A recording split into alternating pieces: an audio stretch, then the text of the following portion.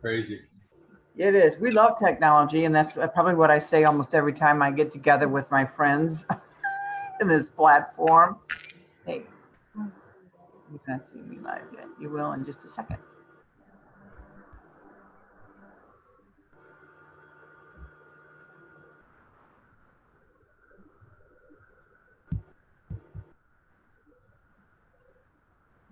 We've got internet, so that's good. There, Tori?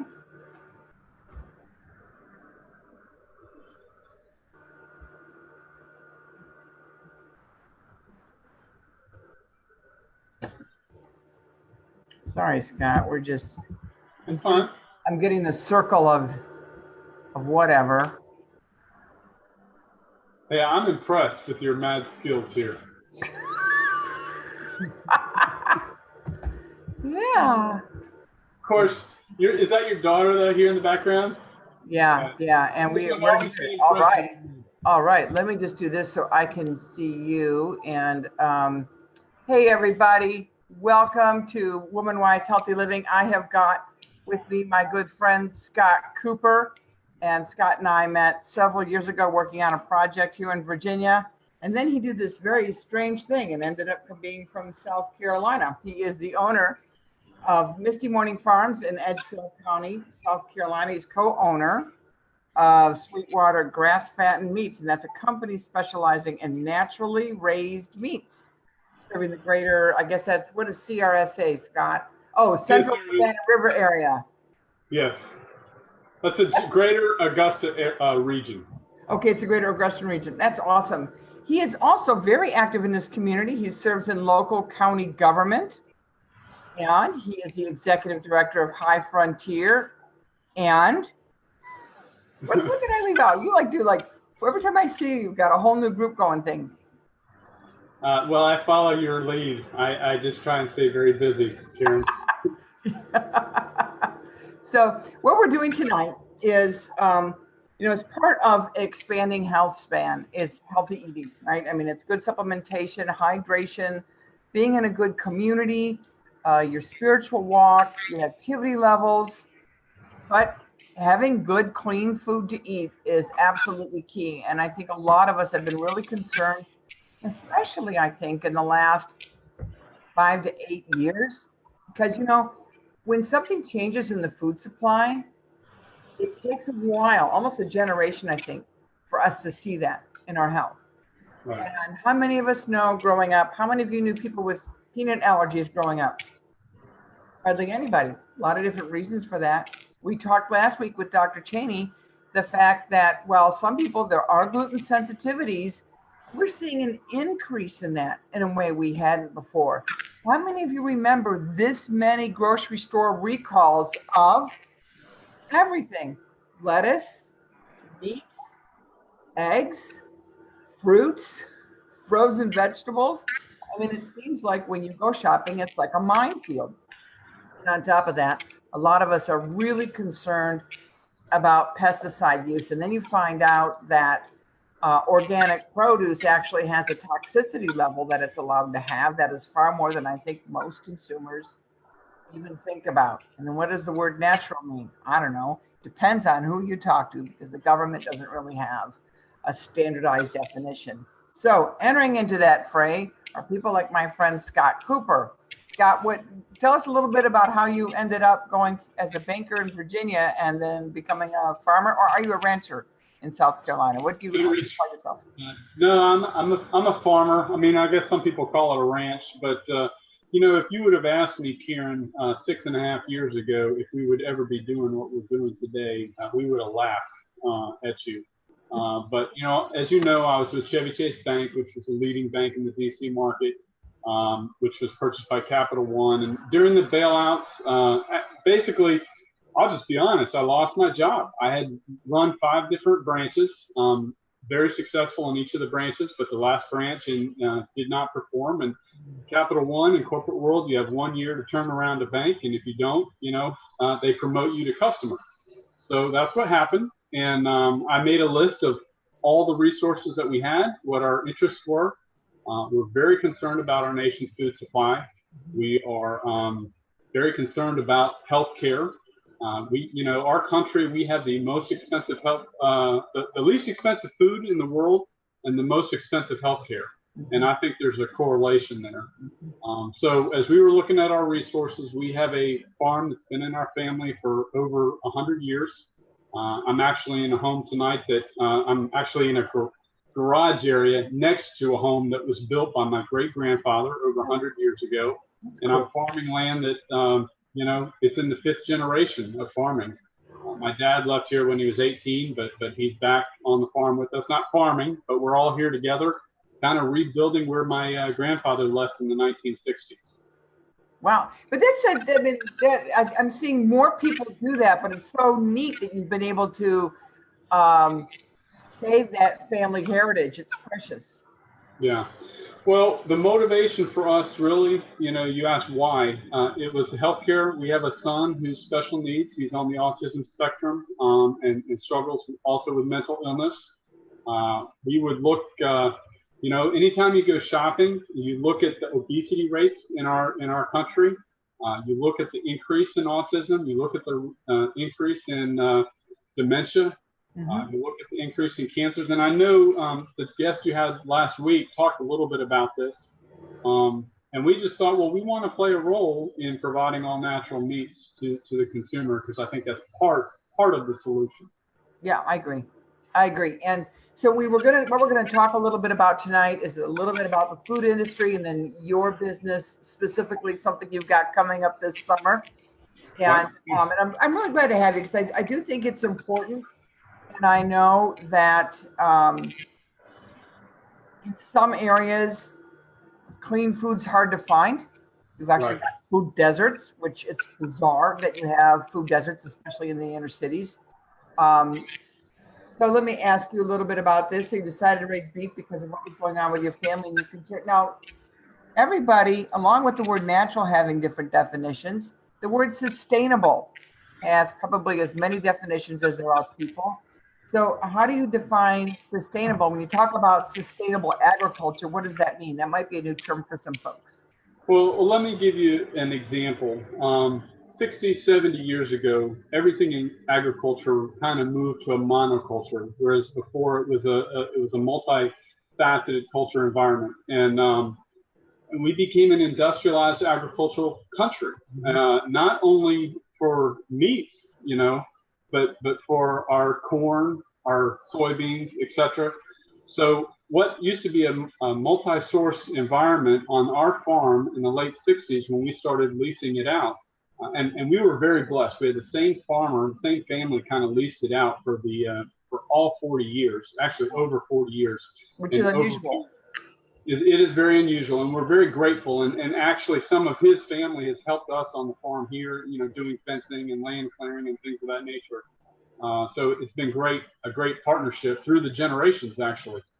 But it's been in a monoculture for over 4 decades, primarily raising Bermuda grass for the equestrian market, which is very big. I'm very close to Aiken, South Carolina, and there's a lot of horse people down there.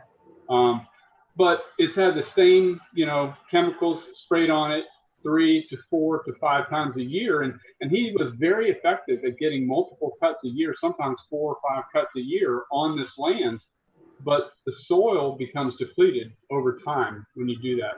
So what's been very exciting for us is to watch the microbial activity return to the soil. And as we have now expanded, we initially started with about 80 acres fenced in, and we did what's called mob rotational grazing. And some of the people on this webinar are probably more educated about it than I am. But basically, utilizing the cows' manure and urine in tight places to kind of regenerate the soil. And the goal is to also have poultry come behind that. We'll ultimately have multiple species of animals on the property. Which actually too protects your animals, because when you only have, the same thing in animal husbandry, right? When you have one breed or one type of animal, parasites, pathogens, there's no barrier to them. Right. It's like Disneyland, right? If you're if you're a bad guy. And it's interesting that you mentioned that, because I also remember, I think it was about a TED talk years ago about doing this in Africa, the mob grazing and replenishing the soils there by just letting the animals do what they're doing and kicking up back, putting the microbes back in. I think it's really amazing. Gail and I were listening to, is when we were looking for our land, and we don't have 80 acres. We have 4. Well, trust me.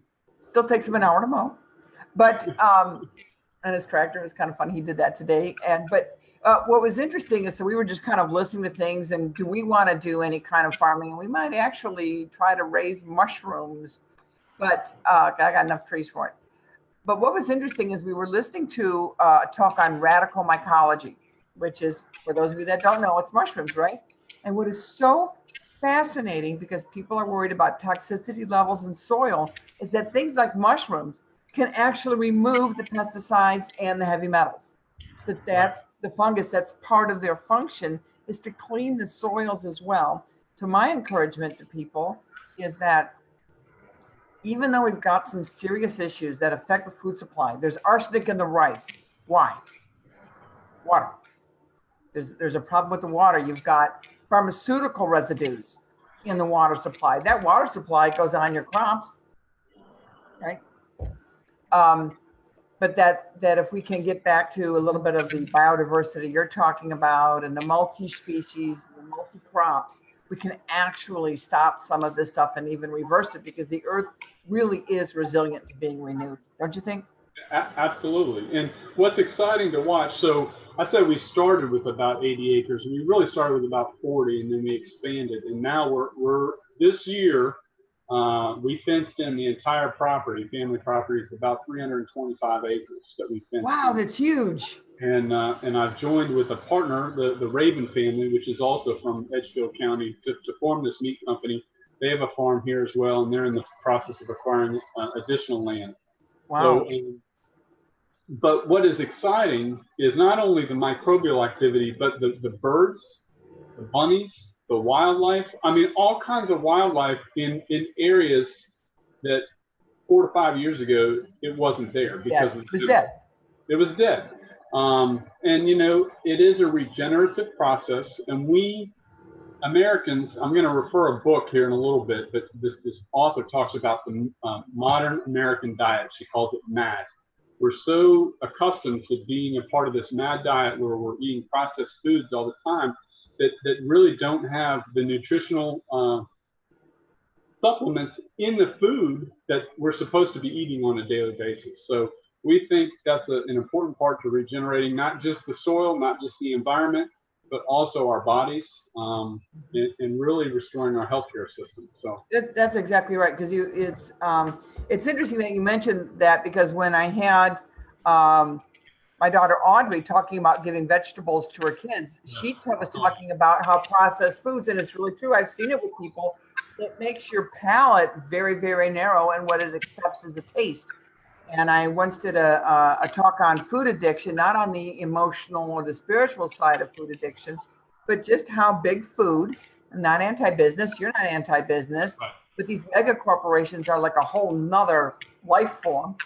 Yes. But how they will literally create foods that once you start eating them, you can't stop.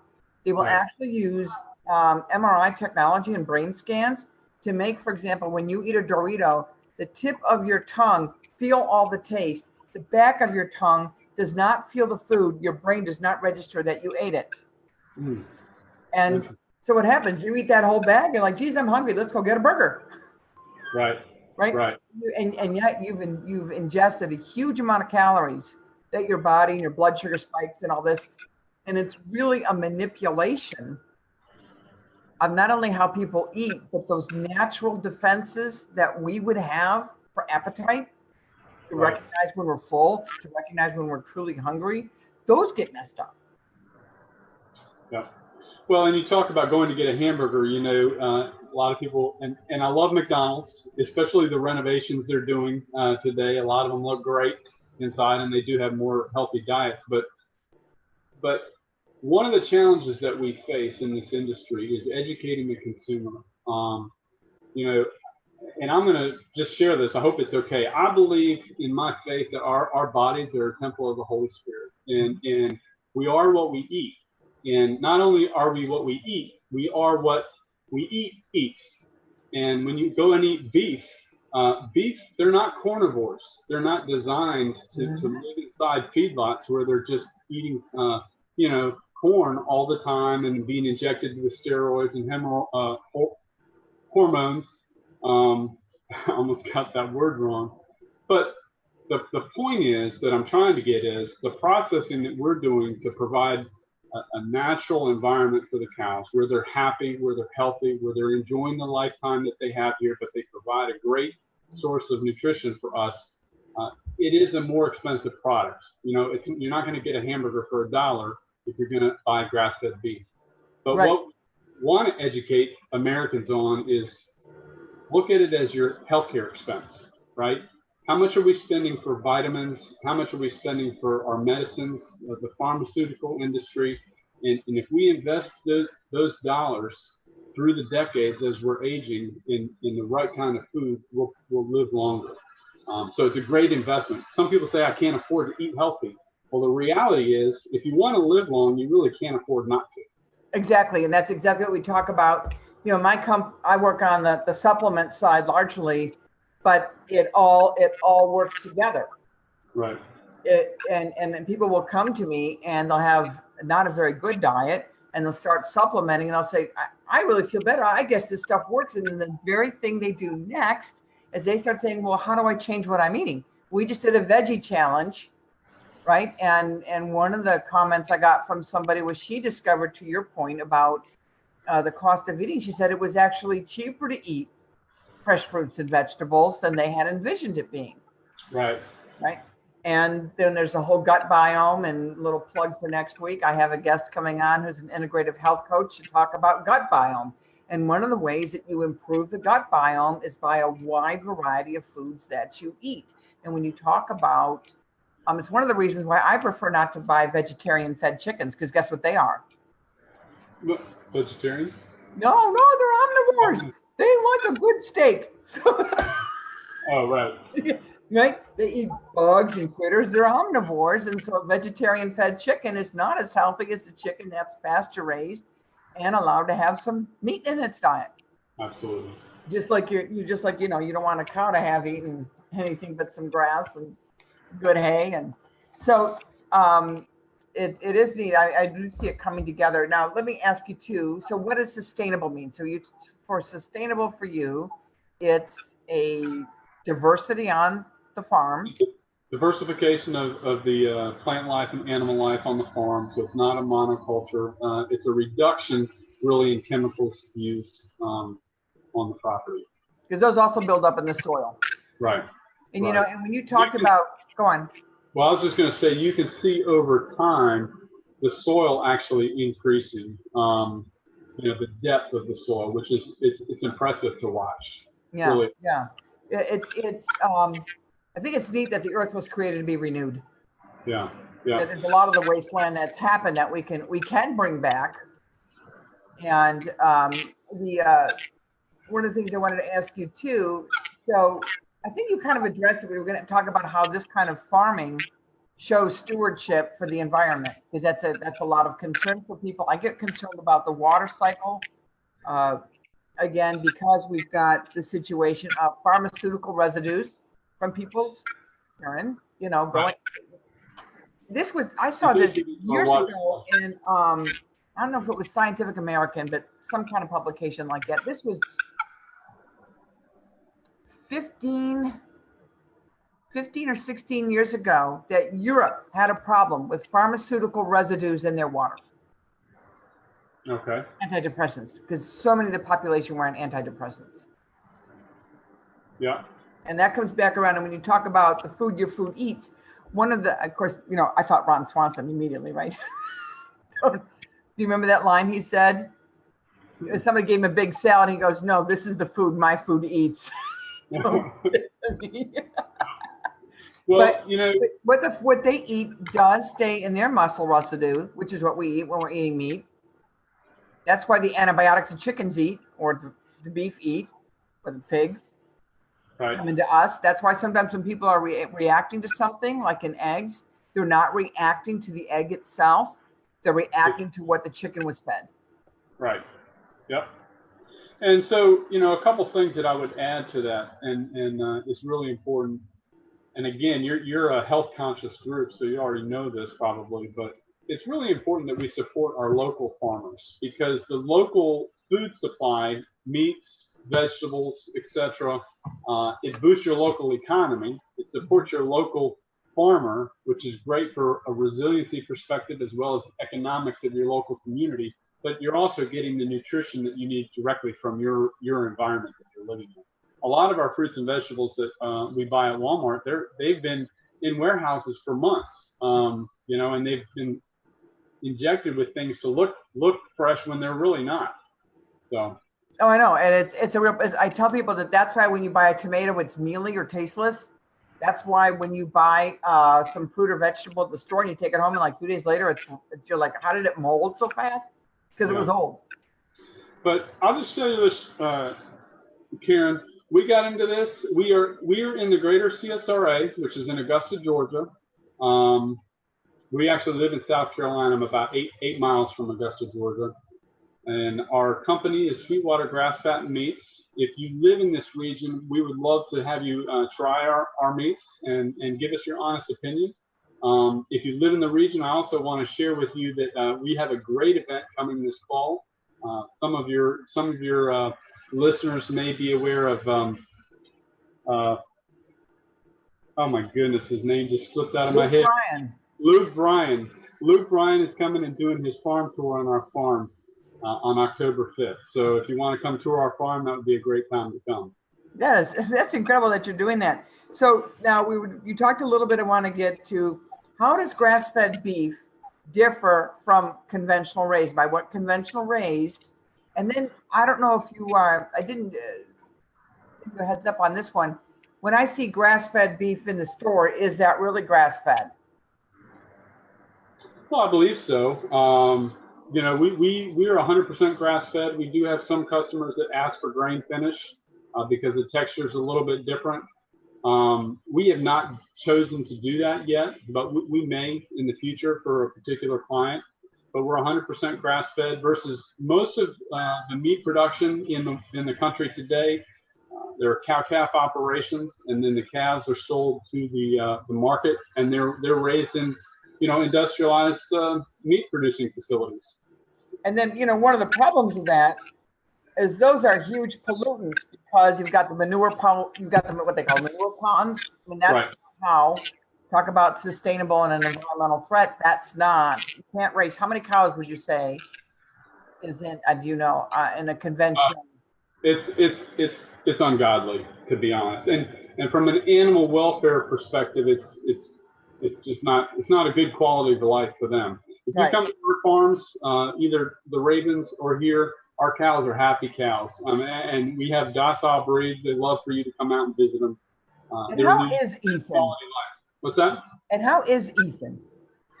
Ethan is agile. He's very virile, and he's very effective. I'll tell you, when we bought our herd, Karen, this is kind of an interesting story.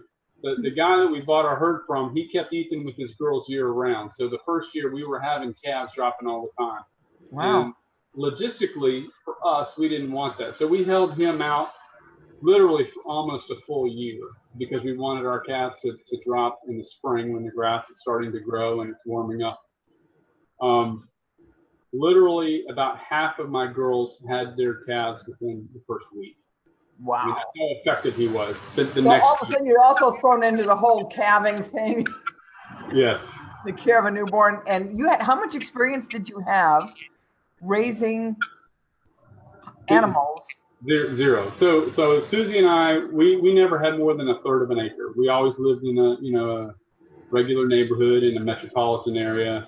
And actually, my wife would probably still love to live in a condo somewhere in an urban area. So when you think about us living out here in the country, it's kind of crazy.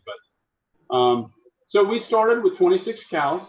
We now have 61, so we've grown our herd, and we've partnered with the Ravens. And we started very slow. I mean, you asked how did we start? We started very slow because, you know, the faster we grow, we figured the bigger the mistakes and the more costly the mistakes. And we read a lot of books. We read from Alan Savory. We read from Joel Salatin. We studied holistic management techniques. And I'm thrilled to be partnered with the Ravens because not only Dr. Raven, who I've worked mostly with, but his son, who also hopes to get involved at some point as our revenue grows on a more full-time basis. They've been in this for about 7 years longer. So we're now over probably 120, 130 cows. And we're going to start July 9th processing one a week. So we sell by the pound, we sell by the cut, and we also sell, you know, we do cow shares as well. Cow shares. Okay.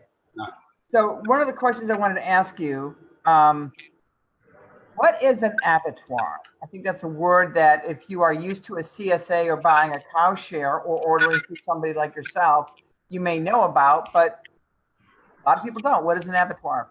Yeah, so I hope I answer the question of what you're looking for. I mean, it's a slaughterhouse, you know, where you go to get your meat processed. And one of the things that we really wanted to do is to process on site. And there are companies that are forming in this paradigm shift that's taking place in agriculture because they will do mobile processing units. They will come to your farm and process right on your farm. And from the animal welfare perspective, the most stressful time in a cow's life is when they're in the trailer from the farm going to the slaughterhouse. And there is an impact on the hormone levels and everything. I was going to say, yeah. Final, you know, those final hours of its life. So if you can process the cow right on site, you don't have any of that stress. They're just coming right into a field that they're normally used to. We haven't been able to identify a company that's serving this region at the level that we want to, so that we want to grow.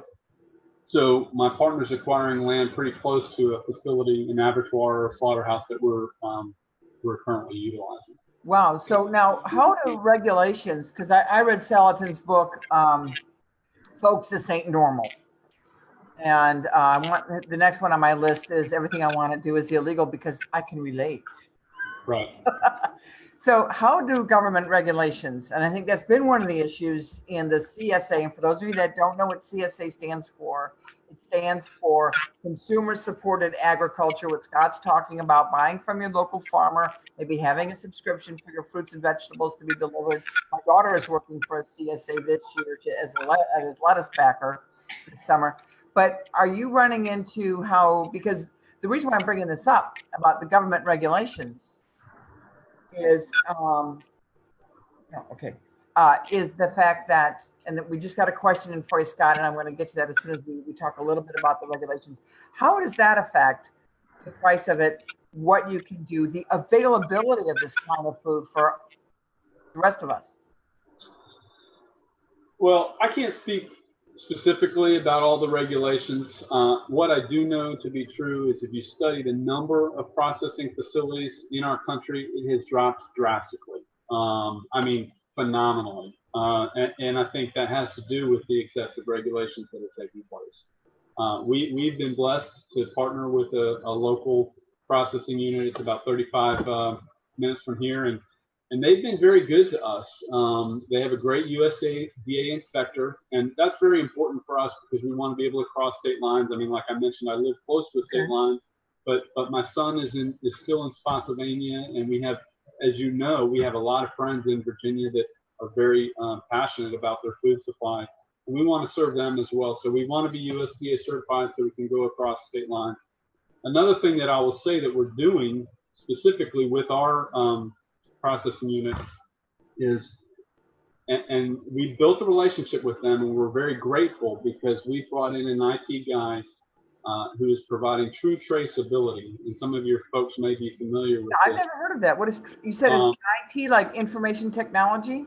So, and I should have had a package of meat with me where I could show you, but it's going to have a QR code on the label where you, with your smartphone, you can scan the label, and you'll be able to tell everything about that animal from from birth to plate, which farm it was on. So like right now, we have 3 properties. You'll know if that cow was birthed on my property and then finished at Hank's property, and the date that it was processed and the weight. Wow.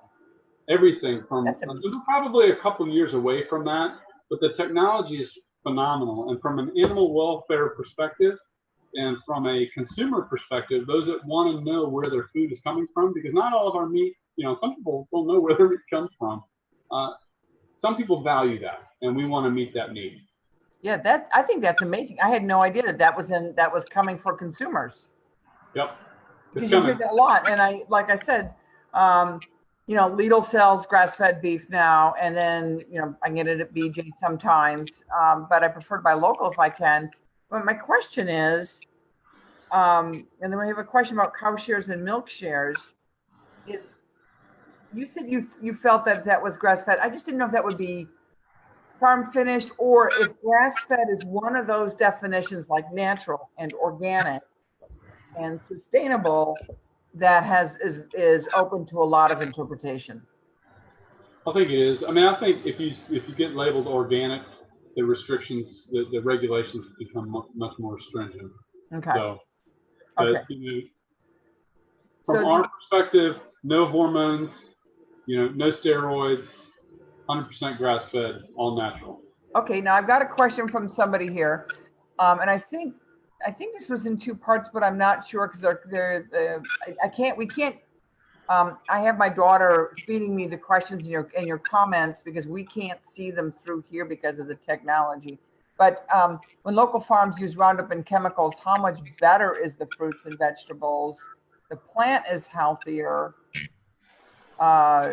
technically, but now there's Roundup resistant weeds.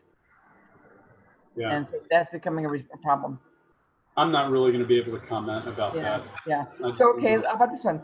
Do farmers who offer beef share option usually offer cow share for the milk as well? A lot of dairy farmers do, providing raw milk and cow shares. Now, we're not doing any dairy at this point, and I don't know that we will, just from a labor perspective. We don't have the bandwidth to do that. But we do, you can get an eighth of a cow or a quarter of a cow or a half of a cow. However you want to do it with us, we offer it. And we're putting packages together. Now, we don't have a website yet, but we are up on Facebook. We are up on Facebook, and I've linked to that several times, and I'll link to that again in this video so that people can go and seek you out. So now about how to buy a cow share. Now, I remember my daughter and I, we actually split a quarter 3 ways. That didn't work out. There's only so many parts to a cow, Right. So for me, a steak is steak. I guess I know the difference between a ribeye and a T-bone, but maybe not, And so when I'm looking at what I can choose on a cow share, maybe it's just me, but I'm pretty darn confused. I have no idea what to buy.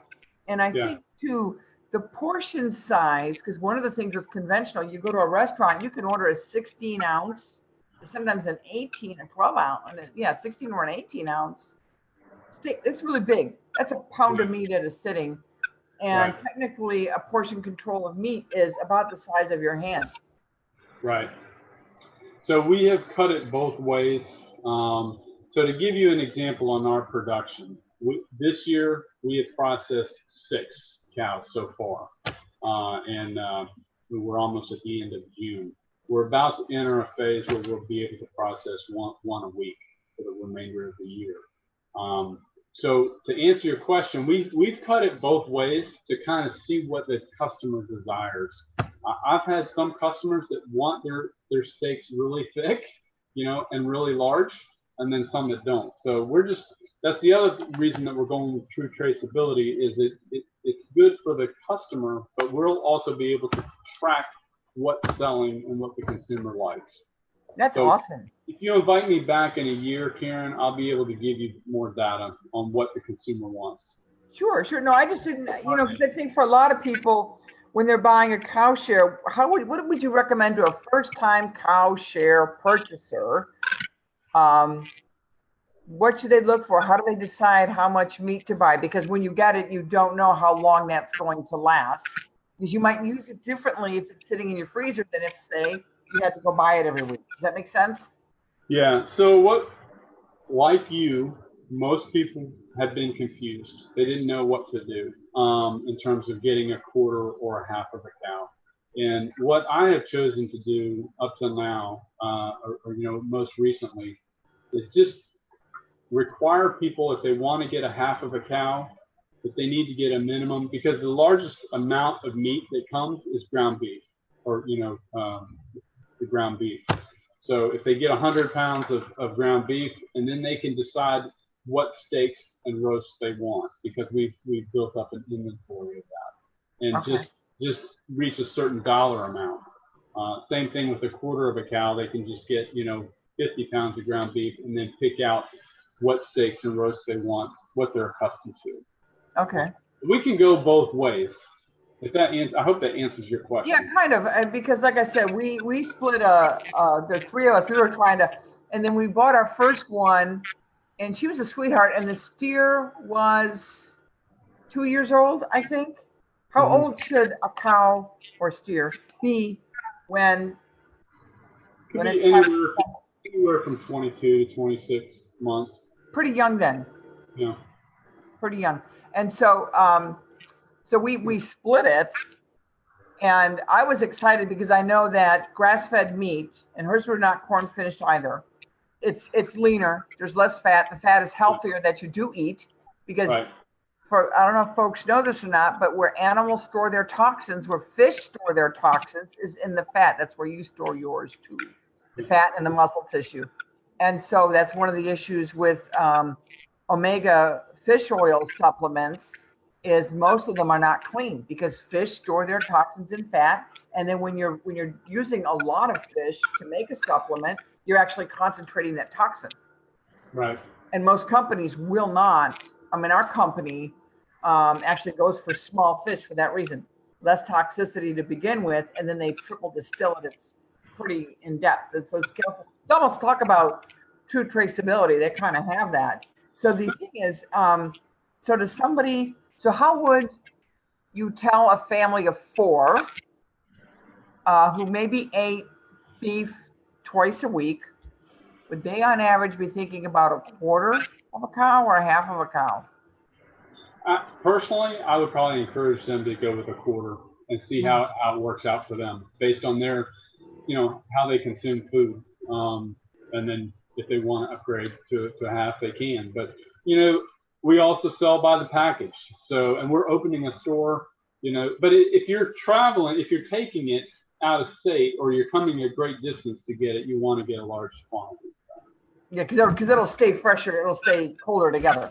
Yeah. Yeah. So now, so what areas do you serve? You said you serve the central. Greater Savannah River area. Central Savannah River area is Augusta, Georgia. It's kind of a 7-county region. I'm in Edgefield County, which is right next to Aiken County. But we have I've had a customer come up from the Charleston area and get a quarter of a cow, just because we've made those contacts around the state. Yeah. I mentioned Cole. He is currently a truck driver, and he drives down to Savannah actually every week for work. So we're developing clientele down there too. Okay. Well, are you selling to restaurants? Not yet. We are working on with relationships with a couple of restaurants. So you and your family have done this incredible investment. I mean, I know a little bit of what inexpensive fencing costs, and I know what it's going to cost to fence my property. Right. So, and that's not even with the electric fencing and all that kind of stuff. So your family's made a huge investment. Yeah, I mean, I joked, and I'll tell you a story real quick, if I may. When I came here, because the family, the farm has been in our family for 100 years or longer. When I first started putting up fence, I honestly, Karen, I live in a great community. All of my neighbors are wonderful. And I would have so many people come and stop and talk to me, people who knew my grandparents, Wow. Some folks who are now in their 80s who even knew my great-grandmother. Wow. To hear some of the stories has been a huge blessing. But because I was starting slow, and because the house had basically been vacant, my parents restored the house and have been coming on weekends for over a decade. But there hadn't been a lot of activity here for a long time. And I would tell people I'm starting with a 40-year game plan. I really don't know what I don't know, because a lot of the people here have been in agriculture for a long time. And clearly, they still know a lot more than I do. And my techniques are not their techniques, because I'm part of this paradigm shift that's moving back to sustainable, and I'm not in industrial. And they probably think I'm crazy, some of them. But the truth is, I would say, I'm here for 40 years. So the investment is a long-term investment. It is not minimal. You are accurate. I mean, this year alone, I put about $50,000 into fencing. But it's a long-term investment, because we know we're going to produce, 60 cows a year here. And this is what's interesting about the whole clean food, sustainable farming, sustainable agriculture, is farmers ultimately can make more income than they could on the industrial models. Absolutely. Absolutely. If you go in with the long-term perspective, and you're willing to work hard too. And I think one of the challenges, and I love Joel Salatin, I've been to his place, but some of the books make it sound easy. It's not easy. It's hard work. But there's tremendous value to it. I mean, when you look at what's happening to the environment to restore the environment, how well the animals are being treated, and you know that you are providing a product which is going to help people become more healthy, it's worthwhile. So it's a long-term investment, but you have to be willing to work hard. So I'll go back to supporting your local farmer. Wherever your guests or wherever the people that are listening to this are, from my opinion, it's very important for you to support your local farmer. Now, speaking of that, how can they find a local farmer, either local, or we'll just stay in your area? Maybe they want some fresh pork, fresh chicken, fresh beef.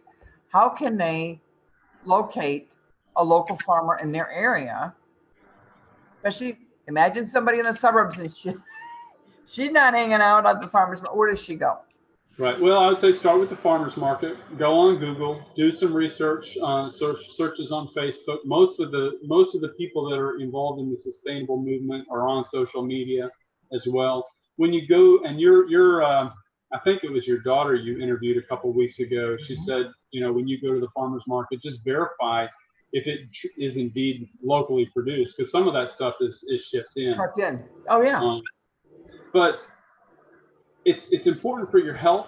It's important for your community. But one of the issues that I work on is the insecurity of our electric grid through High Frontier. And I don't want to get into all that today, but there are a lot of vulnerabilities in our national security infrastructure. And we live in a just-in-time society where everything that's on the shelves at Walmart, it was put on the shelves within the last 72 hours. So if there is a problem, the power goes out, that's going to be out in 72 hours. If you live where there's a snowstorm, you see it. But the point is, if you're supporting local food supply now, you're building an insurance policy for if there ever is a secure or just electric grid. Or just any kind. I mean, you're building it. Hey, we live in a hurricane zone, right? Yeah. Yes. I know, right? You are. Hugo wiped out South, right? You guys, your state really bore the brunt of Hugo. Yes. And so that network is important there for a lot of reasons. The soil health is important there for a lot of reasons. Right. Right. The Dust Bowl was an issue of monoculture. Well, and I'll tell you one thing too, Karen, when you travel, so when I moved here in 2014, I worked in the upstate I would travel up there on Monday mornings and come back on Saturday night. And between where my farm is and Greenville, South Carolina, it all used to be small farms. And you know what it is today? It's all pine trees. It's 100% pine trees, or 90% pine trees. So, but it's starting to change back where people are moving back to the farm to do these kind of agricultural techniques for health purposes. So we need to support them. I agree. So you see a real positive future for clean food. Absolutely. Absolutely. And what I love about this too, Karen, is it's, you know, I hate watching the news anymore. I don't know if any of your listeners watch the news, but I spend about 5 minutes on each section, you know, each brand, if you will, and then just turn it off. This is a unifying issue. What we put in our bodies, it unifies us. Our healthcare, it should unify us. So that's why I like it. That's why I'm a part of it. No, I think it's awesome. I'm so grateful that you came on. So it is Sweetwater Grassfattened. Yes, Sweetwater Grassfattened meats. Currently just beef. We are going to add poultry. We are going to add lamb. I have a lamb farmer just a few miles from me. And here's what's interesting too, is they started, she grows lavender and lamb. And, okay. and they started, I think, in their late 40s, early 50s. Bought like, I think, a 15 or 20 acre piece. It reminded me of you. And she was telling me their story because it was very similar. We just wanted something different. We feel sustainable and clean food is important. She sells her lamb directly in the farmer's market. You can buy a lamb share if you want, but it's very similar. A lot of nights, a lot of days fencing by hand. Yeah, it's been a lot of work, but it's been fun. That's so awesome. So people can find you on Facebook. I'm also going to tag it here. They can come visit you in the fall when Luke Bryan comes on his farm tour to your farm. And thank you so much for being here. And let me just kind of do a promo for next week. Next week, we're going to have Debbie Miller. She's an integrative health specialist. We're going to be talking about the human biome and gut health, the impact that has on, and this whole thing about clean food and getting your veggies in and getting your activity in. Scott has been improving his biome just by being outside. I don't know if you know that, but you can improve gut health just by being outside and getting your hands in a little bit of dirt. Don't eat the dirt, but just by being out and about in it actually improves your gut health, and that improves mental health, that improves your immune system and your ability to eat a wider variety of food, because our digestion systems are they're trashed. It's all connected. Can I add one more thing, Karen? Absolutely. Based on what your next guest is going to be talking about, bone broth. We have a lot of customers that are buying bones to make bone broth. And actually, that is a one product, believe it or not, that I'm out of stock on right now is bones. I buy mine from, I get mine from Eastern Shore, from Pale Cove. And I buy my bones for that, and sometimes for the dog. But the one time we did get the cow share, it was the only time I really felt good about giving them liver treats. Because grass-fed cow liver is healthy. I wouldn't eat conventionally raised cow liver because the function of the liver is to process toxins. Right. So a conventionally raised cow liver, I wouldn't give that to my dog. I also just want to thank you for what you're doing, to educate so many people across the country. I think it's awesome. Thank you. Thank you. It's fun. It's fun to reconnect with you on this. It's been fabulous to have you. And Scott, any questions that we get, just hang out in the group a little bit. If there's any more questions, we can answer them. But if not, we're going to bid you good night. And please give my regards to Susie. All right. God bless. Same to deal. Take care. Bye-bye. Bye-bye.